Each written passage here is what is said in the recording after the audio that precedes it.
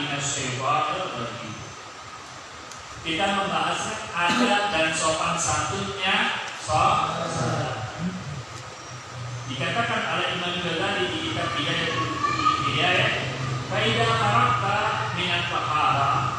Jika kalian setelah selesai dari taharah, telah dari bersuci, minat hadas dari hadas, wa taharah khaba'ith dan taharah dan bersuci dari najis-najis, minal badan wasiyab wal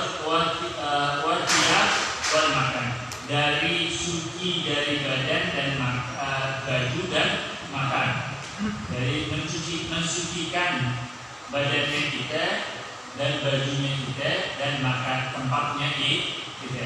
Kalau setelah itu baru kita melakukan sholat. Jadi diutamakannya sopannya, adabnya ketika mau sholat kita harus bersih dari hadas, dan bukan bersih dari hadas saja, harus mempunyai wudu dan mempunyai, kalau dengan hadas besar harus bersih dari hadas, paham? Dan bukan wudu aja, bukan hadas kecil dan hadas besar saja, cuma harus juga dengan suci dari najis dari tempat baju kita dan tempat sholat kita, itu harus bersih dari najis. Wa min satril aurat, dan juga diwajibkan untuk kita menutup aurat. Minasurrati ila rukbah, dari pusar sampai lutut, itu auratnya lelaki. Nah, di sini kita wajib di dalam sholat untuk menutup aurat.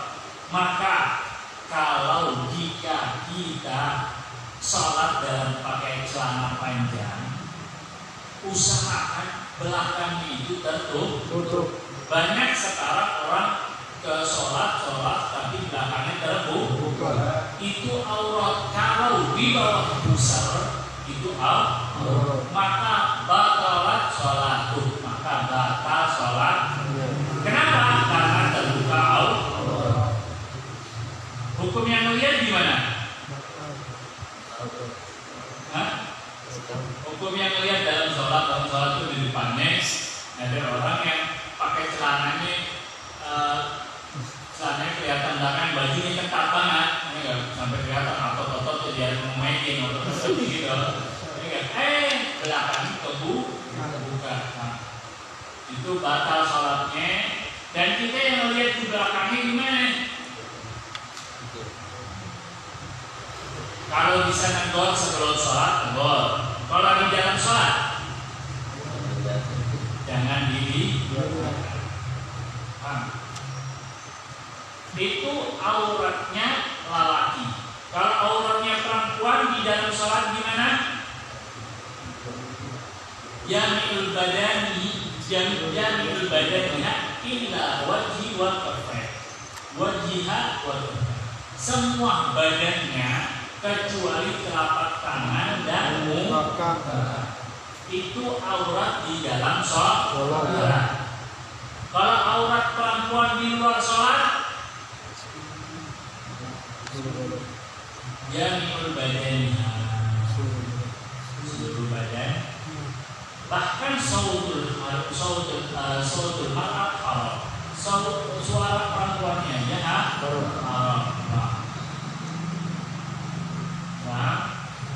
Wastaqbil qiblata qa'iman muzawwijan, dan menghadap kiblat berdiri menghadap kiblat, muzawwijan baina qadamain bihaitsu la tadummuhuma, dan berdirinya yang tegak, dan direngkangkan kakinya, nggak boleh rapat kakinya. Sholat tuh kakinya kita nih direnggangkan, bukan renggangan antara sebelah sang sholat, bukan, renggangkan kaki kita, dan yang juga itu direnggang, bukan nggak boleh, sholat tuh harus direnggang. Wasawi qa'iman, dan setelah kita berdiri, udah tegak berdiri menghadap kiblat, maka bacalah qul a'udzu birabbil nas. Dianjurkan untuk membaca itu. Kenapa? Sebelum sholat kita dianjurkan untuk membaca qul a'udzu binas karena dia dijaga dari syaitan dan dari waswas. Qul a'udzu birabbin nas, malikin nas, ilahin nas, min syarril waswasil khannas. Jadi biar kita sholat yang tenang, tidak digoda oleh syaitan dan tidak was-was. Kalau kita dari orang yang was-was, maka banyak sebelum sholatnya banyak baca qul a'udzu birabbin nas biar tidak was-was. Tahassunan biha minasyaitonir rajim. Tahassunan terjaga dan minta jagaan dari syaitan ar-rajim.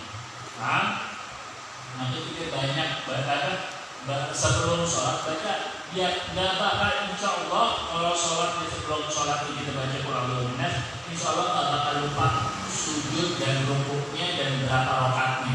Biasanya lupa kan? Ya berapa ya? Biasanya lupa apa nggak? Ketahuan nggak khusus sholat. Nggak benar, benar kan?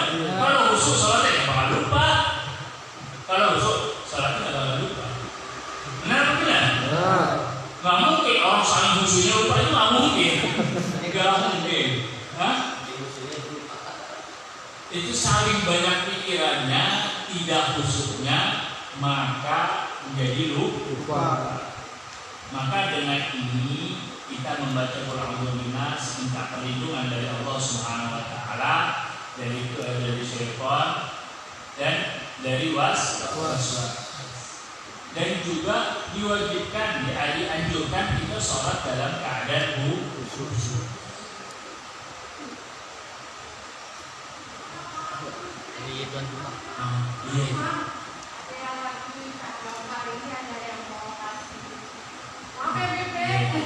Jadi kita dianjurkan untuk sholat dalam keadaan khusyuk. Karena sesungguhnya khusyuknya sholat itu di dalam sholat seperti sholat di dalam agama, seperti pondasi di dalam rumah. As-sholatu imanuddin. Sholat itu tiangnya agama, pondasinya agama. Al-khusyuk imanus sholat. Khusyuknya di dalam sholat itu tiang atau pondasinya di dalam sholat. Maka sholat itu harus khusyuk. Kalau mengerti, sholat itu harus khusyuk karena khusyuk itu pondasinya dari sholat.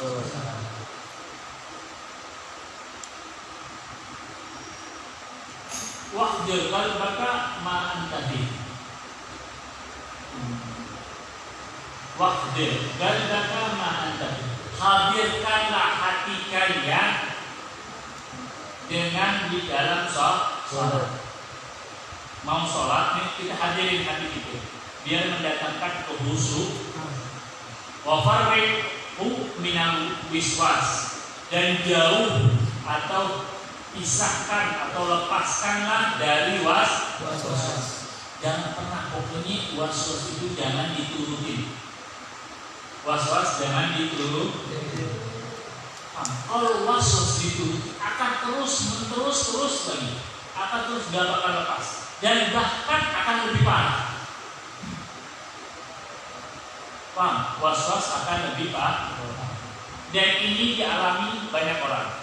Kadang-kadang kita itu kayaknya, kadang-kadang kayak keluar angin. Tapi kita nggak merasa kayak begitu. Itu kata Nabi Muhammad SAW, itu benar tiupan setan. Biar kita was-was. Benar kalau buang angin itu biasanya kan ngeden atau berasa, tapi kadang-kadang kayaknya nggak berasa atau keluar. Benar? Itu jadi ikuti. Itu kalau diikuti, itu makin makin ada lagi terus, makin susah. Nanti kayak berasa terus. Beda kalau sakit ambeien, sakit apa yang kayak begitu itu beda lagi. Kan kalau kayak gitu was-was itu terus makin lama makin parah makin lama. Paham?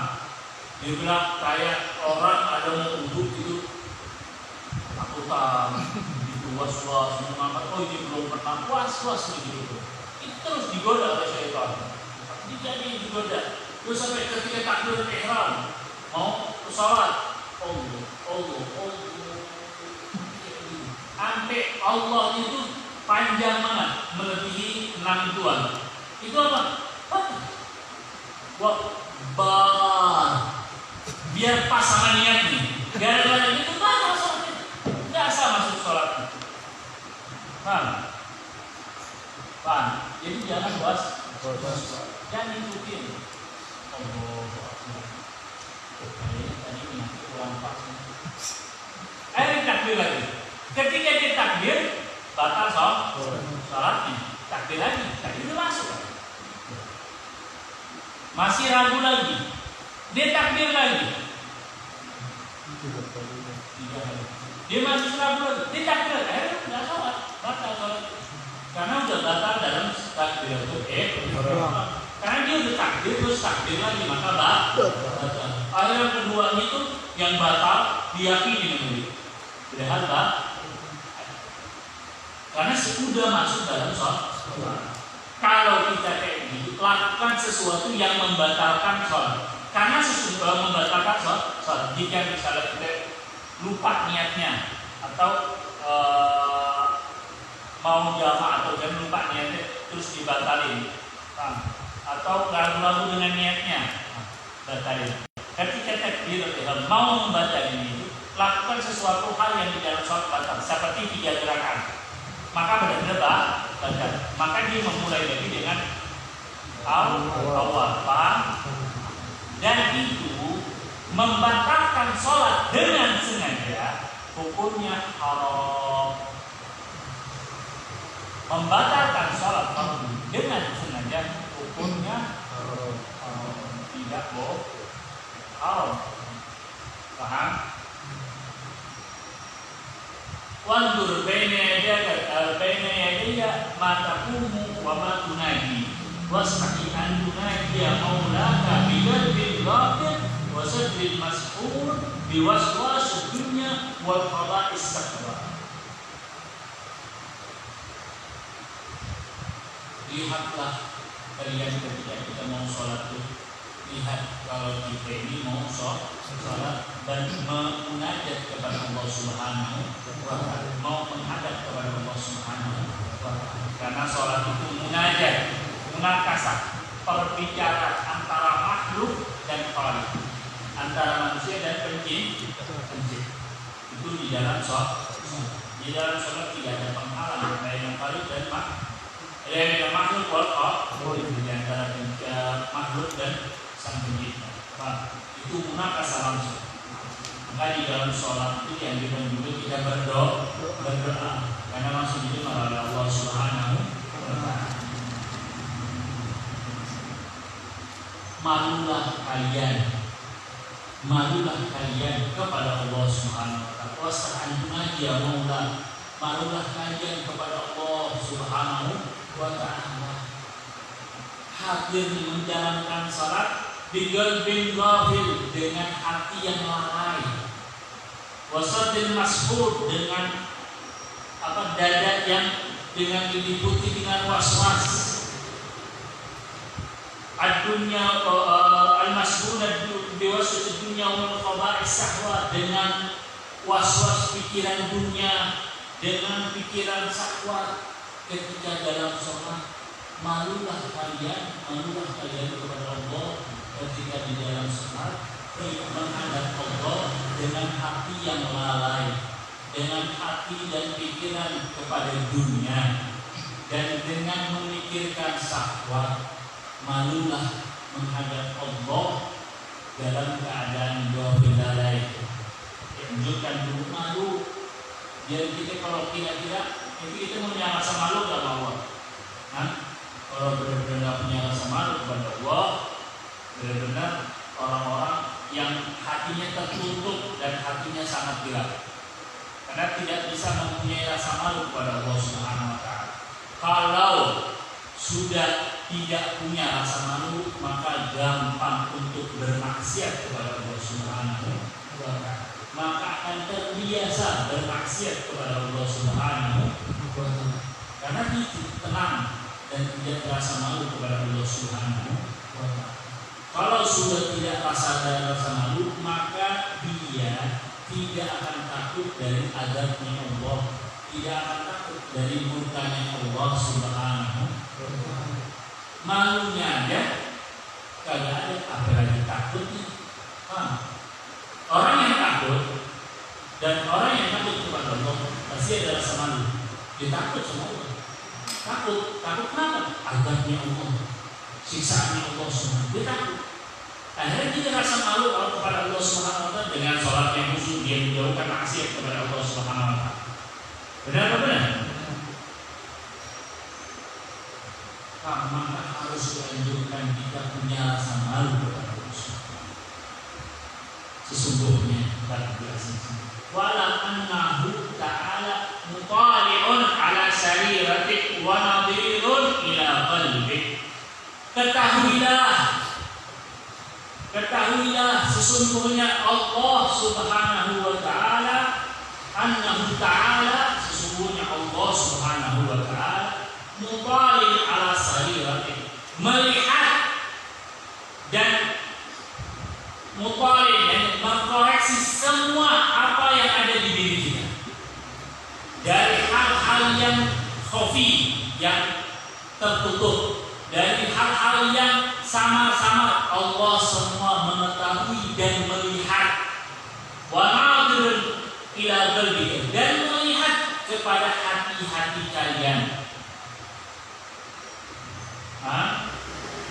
Fa innama yataqabbalu Allahu min salatika, sesungguhnya Allah menerima salat-salat kalian biqadri khusyu'ika, dengan kadar khusyuknya kalian, wa khudu'ika, dan khudu'nya kalian di dalam salat, wa tawadhu'ika, dan rasa rendah dirinya kalian kepada Allah Subhanahu wa Ta'ala, wa tadarru'ika, dan karena memohonnya atau menghinanya diri kita kepada Allah Subhanahu wa Ta'ala.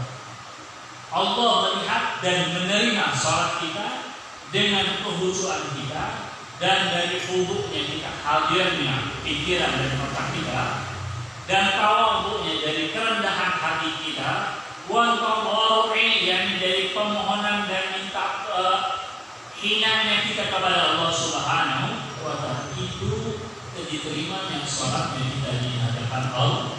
Dengan itu cara wa'budu fi salatika ka'annaka, dan kalian beribadah di dalam sholat, di dalam sholat, maka anjurkanlah atau usahakanlah kalian melihat Allah Subhanahu wa Ta'ala. Fa in lam takun tarahu fa innahu yara. Jika kalian tidak bisa menghadirkan melihat Allah, menghadirkan kehusuan, sesungguhnya Allah, kita melihat Allah tidak bisa, maka sesungguhnya Allah melihat kita. Kira-kira kalau kita sebelum sholat kita sudah berpikiran kalau kita akan menghadap Allah, dan Allah melihat kita, Allah melihat kita, ibadah kita, sholat kita, dan kita menghadirkan sholat kita, mengkhusukkan sholat kita dengan harapan diterimanya oleh Allah Subhanahu wa Ta'ala. Kira-kira khusyuk apa enggak sholat? Khusyuk apa enggak? Khusyuk, karena kita dilihat oleh Allah Subhanahu wa Ta'ala. Belum sampai kita mabuknya melihat Allah Subhanahu wa Ta'ala, kita baru pikirkan kira-kira antum kayak gini nih, lagi kira-kira lagi ujian, dilihatin sama orang yang bikin semangat itu. Kira-kira semangat berujian, nulisin cepetan ya, agar bacanya telah teliti wajah-wajah. Benar? Apalagi kalau kita lagi belajar di depan guru itu galak, khusyuk lagi. Maksudnya kalau nggak paham dipukul, benar nggak? Benar. Maka kita khusyuk benar. konsentrasi benar. Nah begitu juga. Itu kenapa kita takut dilihat karena dilihat sama guru ini. Nah kalau dilihat oleh Allah Subhanahu Wa Taala, maka harus kita lebih khusyuk, lebih takut karena sesungguhnya Allah melihat kita dan Allah tidak menerima sholat kita kalau tidak di dalam keadaan khusyuk. Allah tadi dibilangkan Allah fa'inna yataqabbalallahu min salati bighadri khusyuk. Sesungguhnya Allah menerima salat kita dengan kadar kekhusyukan kita kepada Allah Subhanahu wa Ta'ala. Terus kalau ini pikiran, ya Habib, anak nggak bisa sholat khusyuk, anak nggak bisa sholat itu percuma, anak sholat nggak khusyuk. Gimana? Benar atau salah? Benar atau salah? Benar atau salah? Kenapa salahnya? Enggak salah. Salah hukumnya apa? Sholat kita walaupun nggak khusyuk tetap wajib sholat. Tetap wajib sholat. Jangan dijadikan dan jangan mau dibodohi atau dibisikkan dengan syaitan. Itu salah satu bisikan sholat. Bisikan syaitan. Oh dia ini nggak khusyuk sholat itu, apakah diterima Allah? Biar kita nggak sholat. Benar apa enggak? Dia kan bisikan ini bisikan benar apa enggak?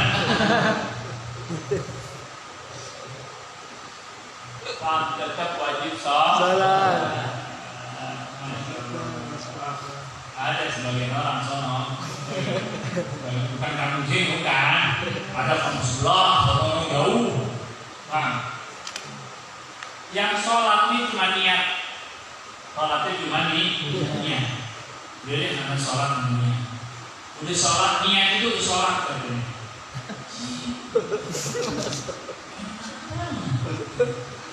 Ini kan? Enak banget. Ya udah puasa, anu udah niat. Niat kan?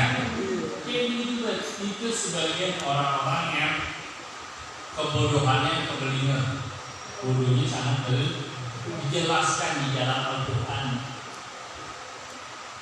dalam firman Allah Subhanahu tentang perintah sholat, puasa, zakat semuanya, dan diajarkan di sini diketahui tata cara untuk sholat, untuk berwudu di dalam Al-Quran. Gak ada, cuma di dalam Al-Quran itu untuk sholat dengan niat aja. Benar-benar. Kadang-kadang ada juga orang, kamu sholat orang sini, bilang ini, kamu sholat. Ada merasa dosanya juga banyak. Udah deh, anak dosa banyak, percuma sholatnya lagi. Udah deh, anak nggak sholat, ya harus berdoa.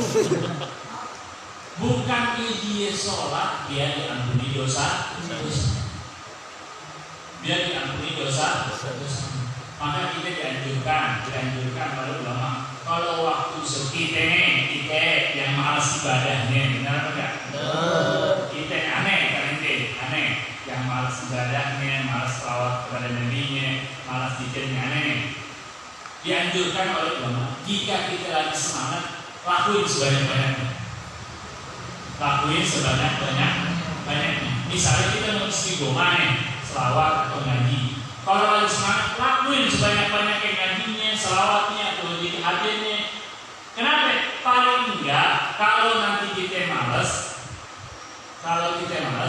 udah ada tabungannya. Atau makin adik beli kita lebih semangat. Misalnya kita biasa sholat 40 rakaat, 100 rakaat. Lagi malas, lakuin walaupun 2 rakaat. Lagi semangat, lakuin sebanyak mungkin. Minimal jangan sampai Maka ketika kita malas, kita biasa istiqomah sholat 40 rakaat. Lagi malas atau lagi sakit, maka dihitung oleh Allah pahalanya sebagai 40 rakaat. Walaupun tidak lakuin 2 rakaat. Itu diberikan oleh Allah Subhanahu Wa Taala khususan kepada umat Sayyidina Muhammad. Umat kita ini dan sekarang tidak diberikan kepada yang lain. Jika kita lagi mau istighfar, terusin, pawang. Ketika kita malas tetap dia. Tapi yang baru 2 hari, oh udah deh, anak kemarin ada sholawat 40.000 kali. Kalau sekarang lebih malas, udah deh 1.000 aja. Terus yang hanya 4.000 kali itu pahala aja. Yang enggak baru 2 hari. Kalau udah bertahun-tahun istiqomah yang begitu lama, istiqomah yang sudah sampai setahun, maka dapat ganjaran, dapat balasan dari Allah Subhanahu Wa Taala. Kalau istiqomahnya baru itu kan istiqomah itu namanya, enggak panas-panas sambal gitu, nah.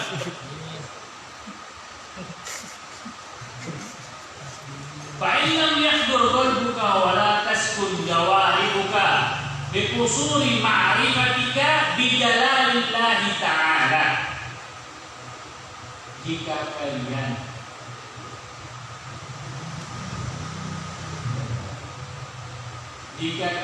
tidak bisa menghadirkan kekhusyuan di dalam hati kalian dan menenangkan di dalam jawarih anggota badan kalian, maka sesungguhnya diri kita kurang atas makrifatnya kepada Allah Subhanahu wa Ta'ala. Kalau kita susah atau tidak bisa menghadirkan khusyuan dan kehuduran di dalam sholat dan kesakinahan di dalam sholat tampak banyak bergerak al-jawarih anggota badan kita, sesungguhnya kalau kita masih bergerak, masih tidak khusyuk sholat kepada Allah Subhanahu Wa Taala, sesungguhnya kita ada kekurangan mengenal Allah Subhanahu Wa Taala. Kalau kita sudah tinggi ma'rifat kepada Allah Subhanahu Wa Taala, mengenal kuasa Allah, mengenal sifat-sifatnya Allah, mengenal Allah Subhanahu Wa Taala, maka akan gampang dan bisa menghadirkan kekhusyuan di dalam sholat. Paham? Faqadir anna rajulan salihan min udud ahli baitika yanzuru ilaika wa liya'lama kaifa salatuka fa inda dzalika yahduru qalbuka wa taskunu jawarihuka.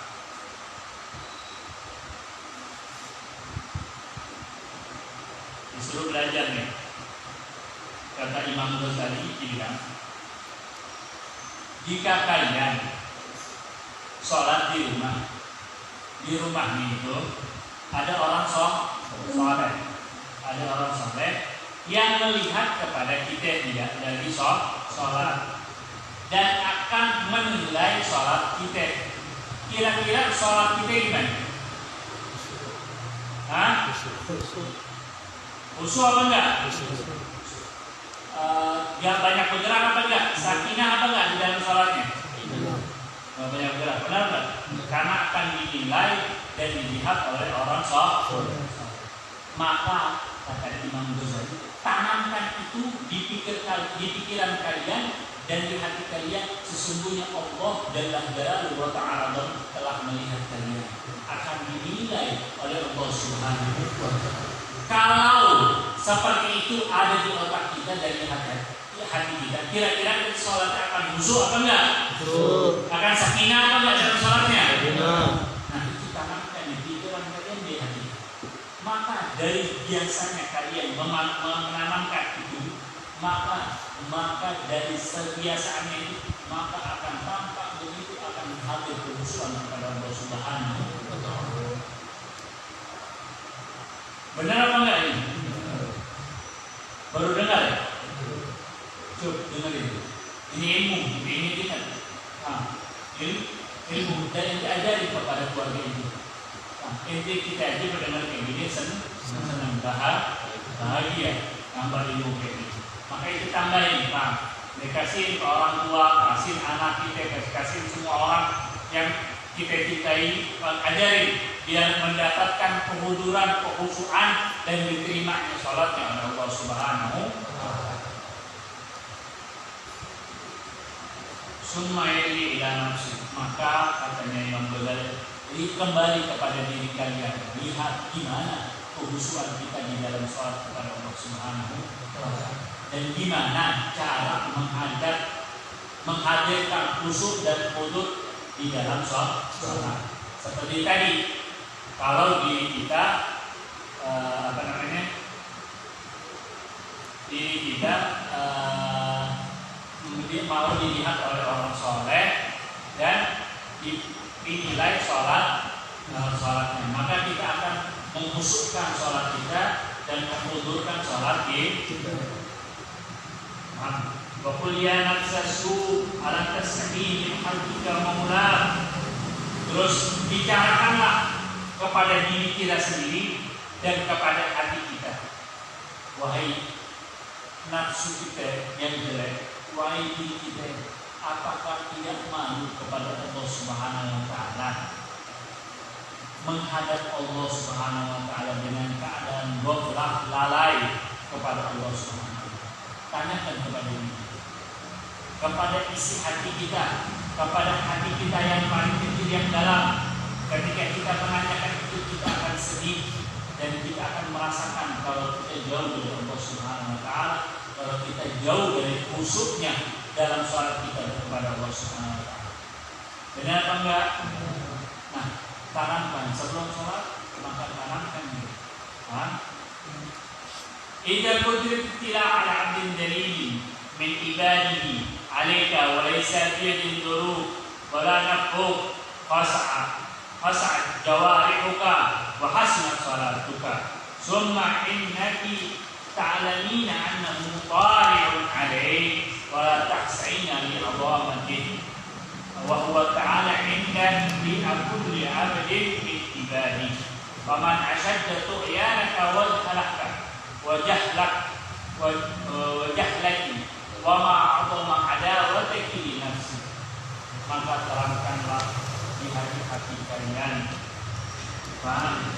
terangkanlah di pikir-pikiran kalian untuk sholat dan belum sholat akan menghadirkan kekhusyuan kita kepada Allah Subhanahu wa Ta'ala. Wa'alim qalbaka bihadha al-khiyal fa'asau an yahdura ma'aka fi salatika fa'innahu laysa laka min salatika illa ma aqalta minha wa amma ataita bihi ma'al ghaflati was-sahwi wa huwa ila istighfar wa tadbir ahwal. Maka kalau kalian susah mendapatkan kekhusyuan, banyak-banyaklah bertaubat kepada Allah Subhanahu wa Ta'ala dan banyaklah mengingat Allah Subhanahu wa Ta'ala. Nah, begitulah penjelasan tentang wajibnya dan harusnya sholat dalam keadaan khusyuk.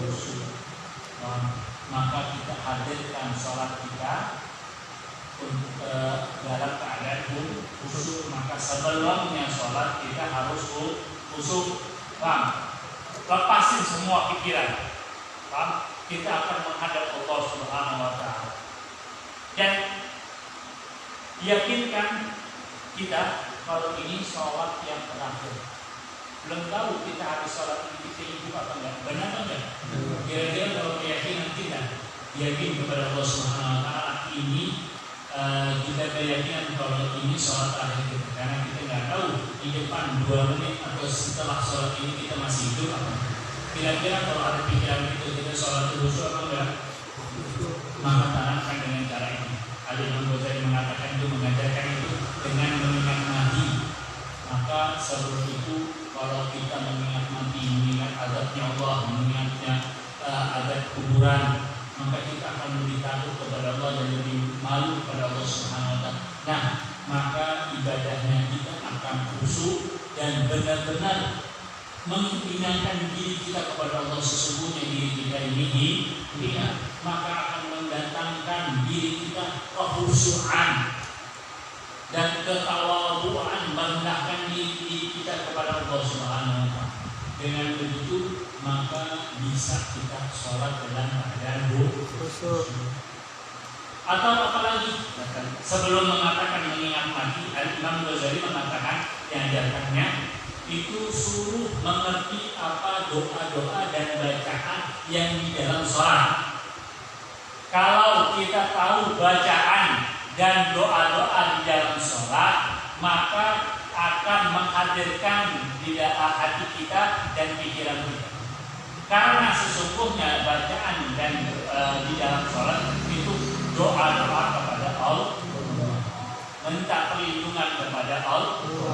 Maka kalau kita tahu makna dan tafsir dari doa dan ayat yang kita baca di dalam sholat, maka akan mendatangkan kehusuan kita di dalam sholat.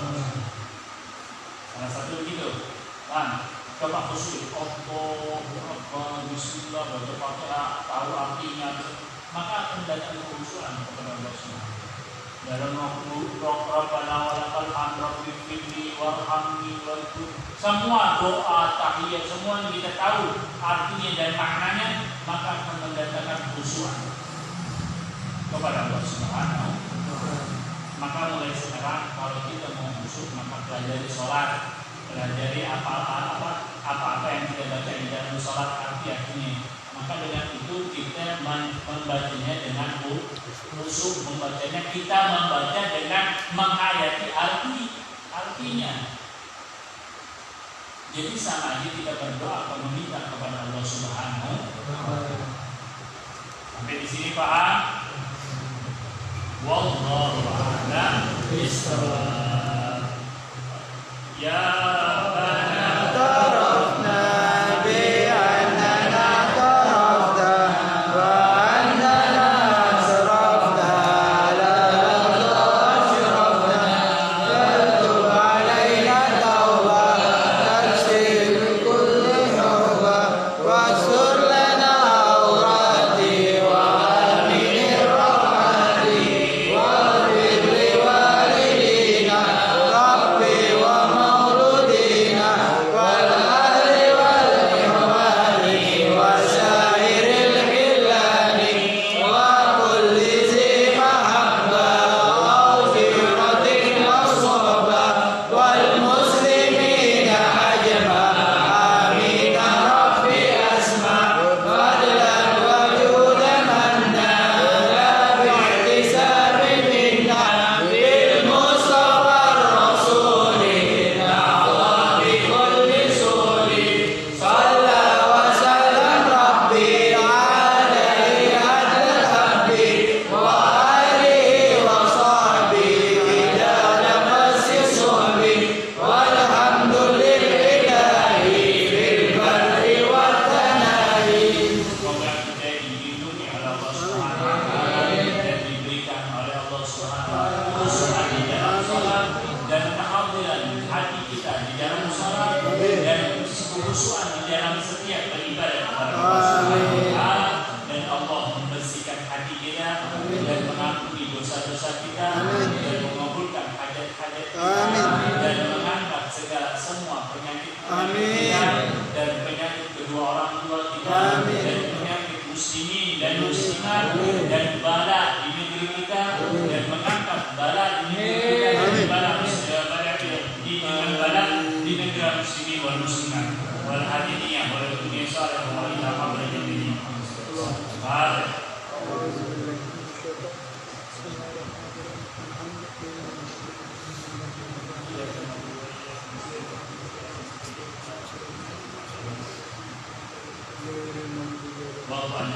Amin.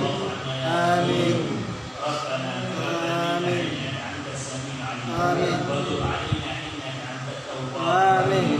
اللهم إنا نسألك علما نافعا آمين. وقلبا خاشعا آمين. ورزقا واسعا آمين. ودعاء مستجابا. آمين. اللهم إني أعوذ بك من علم لا ينفع آمين. وقلب لا يخشع آمين. ودعاء لا مستجابا. آمين.